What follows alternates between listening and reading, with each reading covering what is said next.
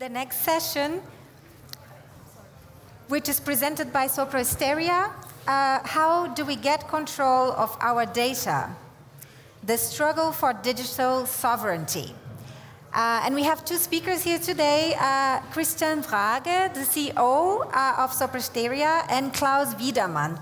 Please come to the stage. Welcome to the stage.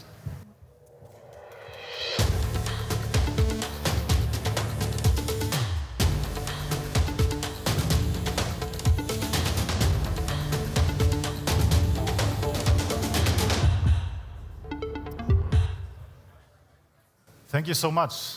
Is it working? Can you hear me? Okay, perfect. Sorry. Starting slide. Starting slide. What did I do? That's Wow.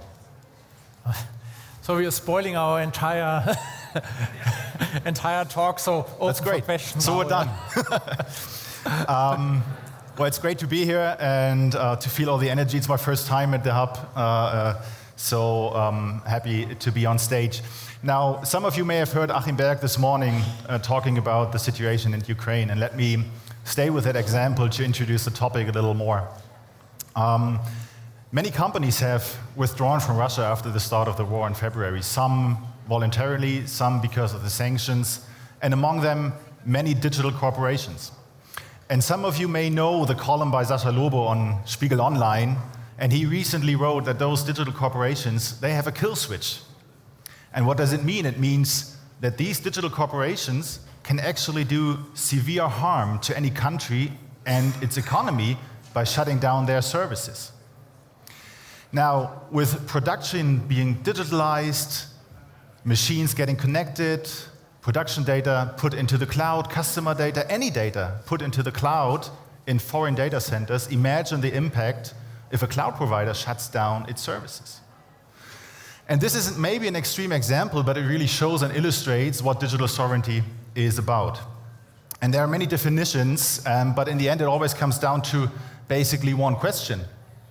How can we make free and deliberate decisions and act autonomously in the digital world? And behind this question obviously lies a lot of technology, and one key technology which is pivotal in this debate is obviously the cloud technology. Now, we all know why. We're all using cloud services on our smartphones, and almost every company is building up cloud services using them or want to move to the cloud, so it's an irrevocable trend. And the reasons are obvious. We all know it's the most powerful tool there is out there currently. It fosters innovation, it's sustainable, it's scalable, and therefore really efficient. Now, but how can a government, for example, benefit from cloud services without having foreign intelligence accessing their data? And this is really where the problem or the challenge starts, because if you look at the market of cloud providers, you can see that 80% are in the hands of foreign companies, mainly US and Chinese companies. And that's basically the dilemma that we're facing, because if we're only relying on European suppliers, we exclude the most powerful ones. And on the other hand, obviously, we must make use of those if we want to use the best that are out there currently. And with this dilemma we have to face now, we have to find solutions on how to develop and strengthen our freedom of action, basically. And this is where I will hand over to Klaus to take us a little further on how we can increase this freedom of action. Yes, thank you. So I'd like to dive a little bit in this concept or in this term, freedom of action. And there are actually several dimensions to that. I mean, let's start with the basic ones, probably the ones you, or most of you, work on a daily basis, and that's the technical part. Yeah, you need to have the freedom to fully protect both your data and your services. Yeah, you need to keep it up and running. You need to ensure that it's not accessed by somebody else who has no rights to do so. So that's the technical stuff. And that includes that you have the freedom to fully control the environment. Yeah? That there's no, like, oh, you have to provide some, I don't know, backdoor for somebody to let somebody else, whoever that might be, access to your data, or prevent your service from operating. This, if you look in a longer term, includes the freedom to switch a provider, and that's not only if we talk about cloud, switching a cloud provider, that might be also from a hardware provider. I mean, the question is what kind of network equipping you run in your operation. If you say, okay, I don't trust that guy anymore, I need to have the freedom to switch to some other party and go for that. And that requires valid options. And valid options, it's not only about a commercial provider, because also commercial providers always are in a kind of a legal setting. I mean, we talked about, well, IT companies are quite dominantly US companies. We have Chinese players. We have in the public press this discussion about Huawei providing 5G network equipment in Germany. Should we allow that? Should we not allow that?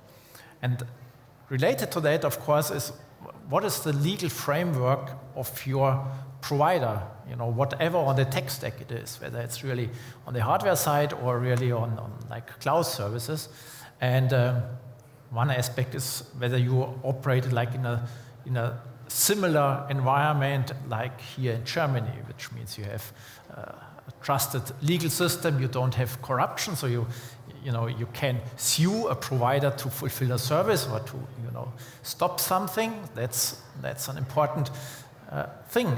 So you can legally defend your technical freedom.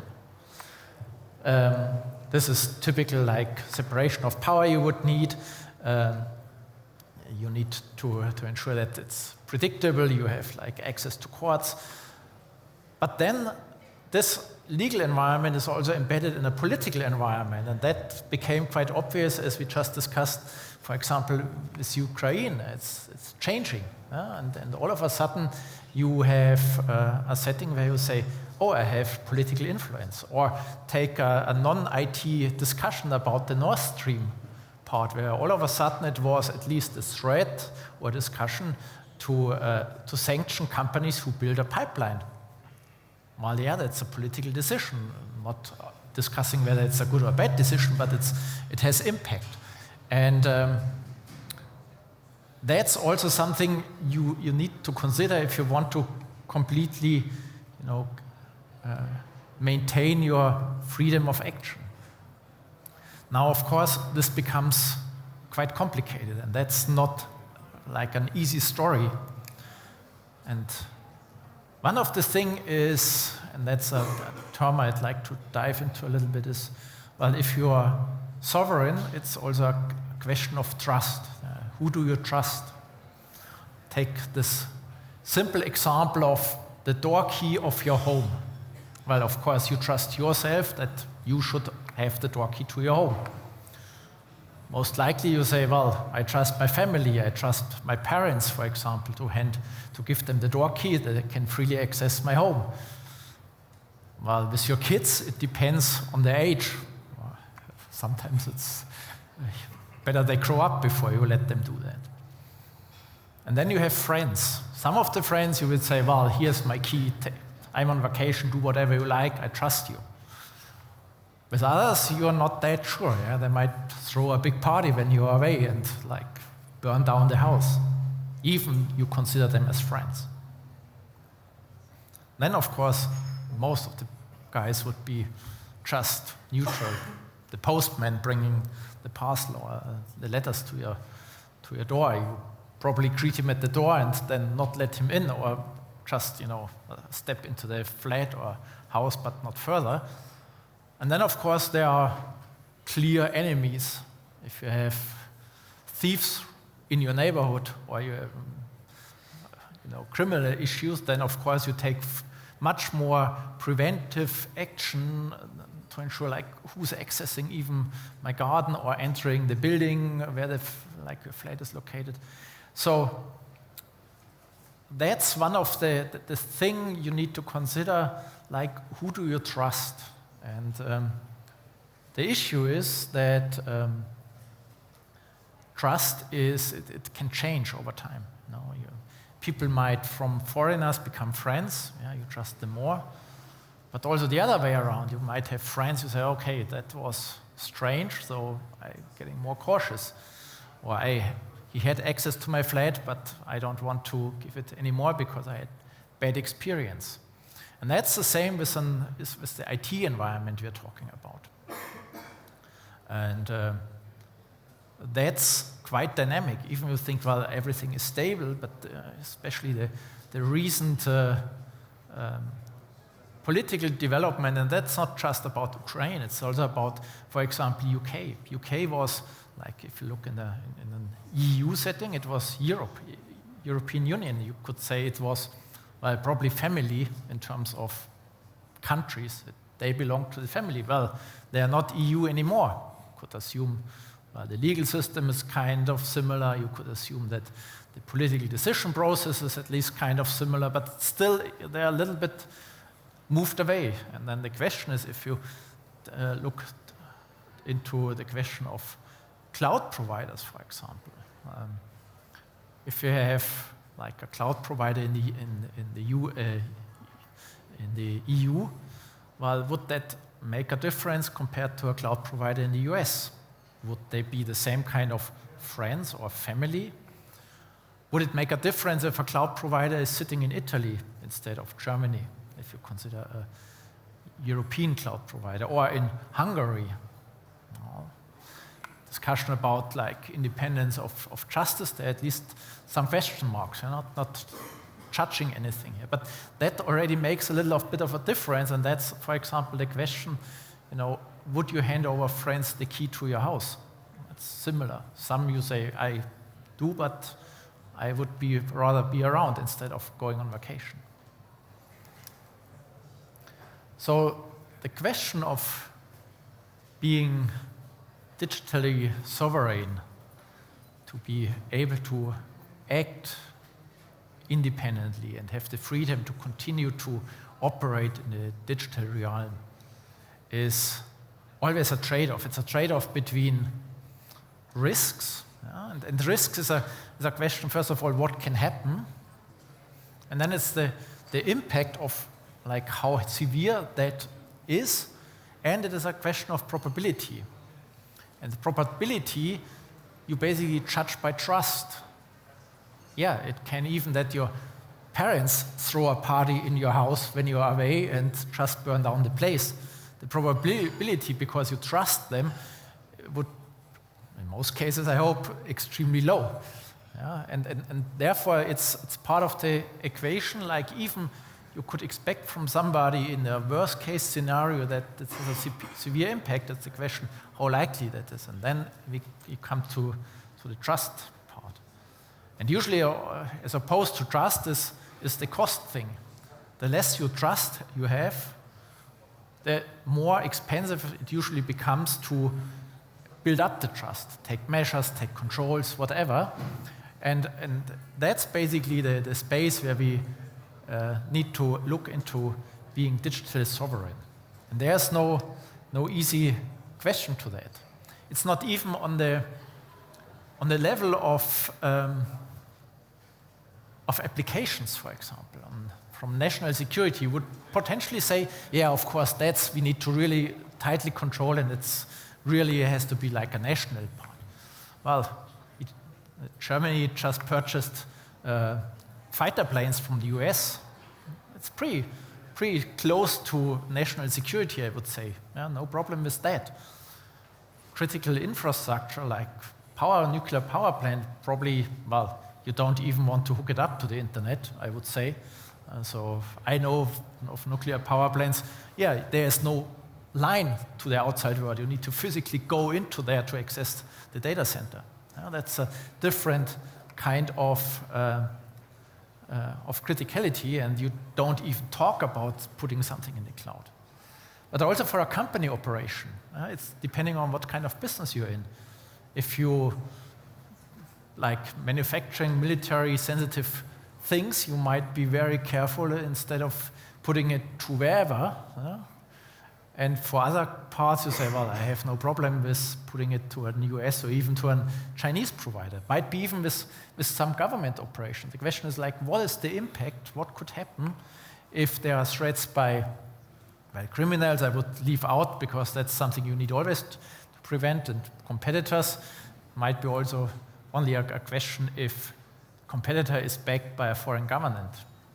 What's happening if you're sailing airplanes and you have a national interest of a country to say, I want to have that airplane manufacturer like winning a bid.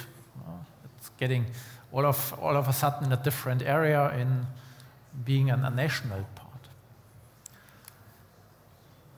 So if we talk about IT, that's usually the part where we have, and because IT is mainly US dominant, it's the question, well, how do we handle cloud, as mentioned? Is that something we can trust? Can we apply that?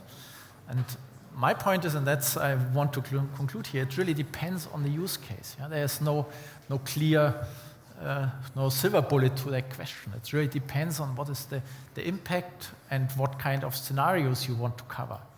Perhaps you say, oh, this scenario is so unlikely, or like, oh, if you talk about the scenario of a nuclear war, then I don't care about data privacy anymore, so we have a different problem. So that's this kind of discussion you need to go into, and that's basically a message I want to put in here. Like, being digital sovereign, there's no silver bullet, but it needs to be really evaluated, like what's your use case. And thank you, Klaus. No easy answer. No silver bullet, as you mentioned. Happy to take your questions.